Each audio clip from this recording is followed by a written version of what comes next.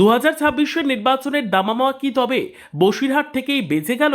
মঙ্গলবার বিকেলে বসিরহাট 2 নম্বর ব্লকের মালতীপুর স্টেশন সংলগ্ন মাঠ সাক্ষী থাকলো এক হাই ভোল্টেজ রাজনৈতিক সভার, যে মঞ্চ থেকে সরাসরি দিল্লির শাসক দলকে কার্যত ধুয়ে দিলেন তৃণমূল কংগ্রেসের রাজ্য সভাপতি সুব্রত বক্সী। তার সাফ চ্যালেঞ্জ, বিজেপি আগে মানুষের কাছে নিজেদের কাজের রিপোর্ট কার্ড নিয়ে যাক, তারপর বাংলায় ক্ষমতা দখলের স্বপ্ন দেখুক। আমাদের যদি নির্বাচনে যেতে হয় আমরা সেই চার্জশিট নিয়েই যাব, যে চার্জশিটের মধ্যে তার 15 বছরের কীর্তি কালামের উল্লেখ আছে। এবং সর্বোপরি আমি আপনাদের বলবো, যদি বিজেপির ক্ষমতা থাকে তাহলে তারা রিপোর্ট কার্ড দিয়ে যাক, এই নির্বাচনে অংশ নিক রিপোর্ট কার্ড দিয়ে। মুখে মুখে খালি বলছে যে তারা নাকি এত বিকাশ ঘটিয়েছে যে বিকাশের কোনো মূল্য নেই।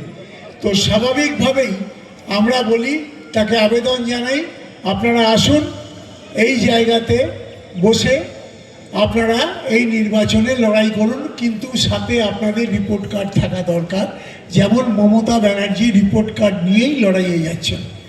তো আমি আপনাদের এদিন বসিরহাটের প্রতিবাদী জনসভায় সুব্রত বক্সী ছাড়া উপস্থিত ছিলেন দলের রাজ্য সহ সভাপতি জয়প্রকাশ মজুমদার, জেলা সভাপতি বুরহানুল মুকাদ্দিম, চেয়ারম্যান সরোজ বন্দ্যোপাধ্যায় এবং আইএনটিটিইউসি নেতা এটিএম আবদুল্লাহ রনি।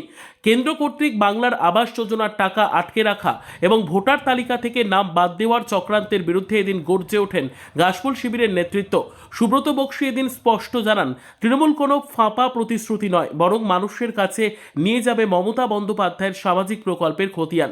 তার কথায়, জন্ম থেকে মৃত্যু পর্যন্ত মানুষ যে সরকারি সুবিধা পাচ্ছে সেই রিপোর্ট কার্ড নিয়েই আমরা মানুষের দরবারে যাব। বিজেপি যদি পারে তবে দেখাক তারা সারা দেশে কি বিকাশ ঘটিয়েছে। তিনি আরও যোগ করেন, প্রায় 13 লক্ষ সরকারি আধিকারিকের মাধ্যমে একটি ওয়ার রুম তৈরি করা হয়েছে, যারা ঘরে ঘরে উন্নয়নের বার্তা পৌঁছে দিচ্ছে।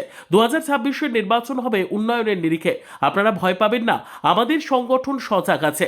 তো স্বাভাবিকভাবেই আমরা প্রতিটি বুথে, অভিষেক বন্দ্যোপাধ্যায় আমাদের সর্বভারতীয় সাধারণ সম্পাদক, তিনি হিসেব করে বলেছেন প্রতিটি বুথে একটা বুথ কমিটি করে একটা ওয়ার রুম তৈরি করতে হবে।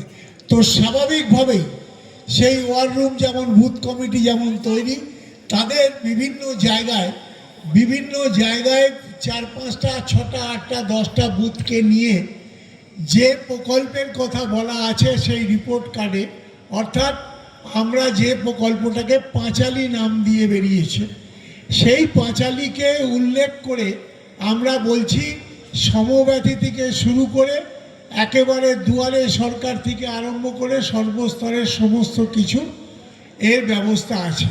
আমি খালি আপনাদের বলবো যে সজাগ থাকুন, সন্ত্রস্ত থাকুন, নিশ্চিতভাবে মনে রাখবেন বাংলার মাটিতে আমাদের যা সংগঠন আছে সেই সংগঠনে 15 লক্ষ লোক আপনার পাশে আছে।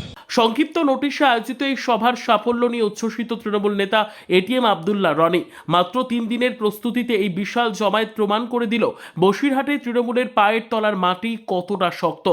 আমরা সকলে ঝাঁপিয়ে পড়েছিলাম এবং মাত্র 3 দিনের নোটিশে আমরা একটা পূর্ণাঙ্গ জনসমাবেশ এখানে করতে পেরেছি। এবং মাননীয় সুব্রত বক্সী এবং জয়প্রকাশ মজুমদার যে অসাধারণ বক্তব্য আজকে তারা মানুষের কাছে তুলে ধরলেন, তাতে বসিরহাট উত্তর বিধানসভার মানুষ, বসিরহাট সাংগঠনিক জেলার মানুষ অন্তত আশ্বাস পেল যে তৃণমূল কংগ্রেস মমতা বন্দ্যোপাধ্যায়ের নির্দেশে, অভিষেক বন্দ্যোপাধ্যায়ের নেতৃত্বে, সুব্রত বক্সীর নেতৃত্বে বাংলার মানুষ তাদের ভোটাধিকার রক্ষার জন্য যে তৃণমূলের লড়াই চলছে, সেই লড়াইয়ে বাংলার মানুষ নিশ্চিত থাকতে পারে যে বাংলার মানুষের অধিকারের জন্য নেত্রী মমতা বন্দ্যোপাধ্যায় সর্বোচ্চভাবে যে স্তরে সংগ্রাম করতে হয়, অভিষেক বন্দ্যোপাধ্যায় যে স্তরে সংগ্রাম করতে হয় সেই স্তরে সংগ্রাম করতে হয়।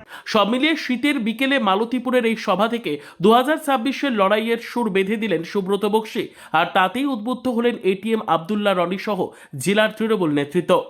Bureau report, digital news Bangla.